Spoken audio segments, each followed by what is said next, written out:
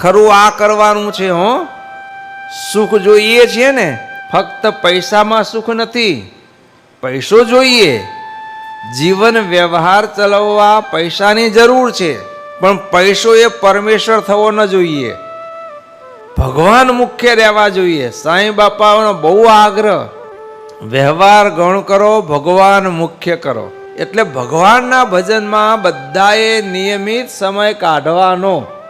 અઠવાડિયામાં એક વખત સભા થાય છે, તો બધા જ સમય કાઢીને કથા વાર્તામાં હાજરી આપજો. કથા વાર્તાએ કહીને જીવને બળ આવે છે. જેમ લાડુ ખાવાથી શરીરમાં તાકાત આવે ને, એમ કથા વાર્તા કરવાથી જીવાત્મા બળિયો થાય છે. અને જેટલો જીવાત્મા બળિયો થાય ને, એટલા ઇન્દ્રિયો અંતઃકરણ ઉપર પોતે કાબુ મેળવી શકે.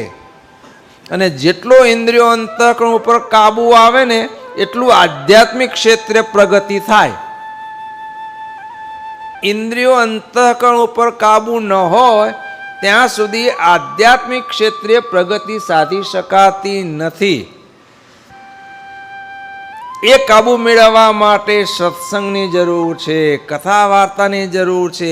આ બધું કરવાનું છે, તો બધા જ ખટકો રાખીને આ કરજો.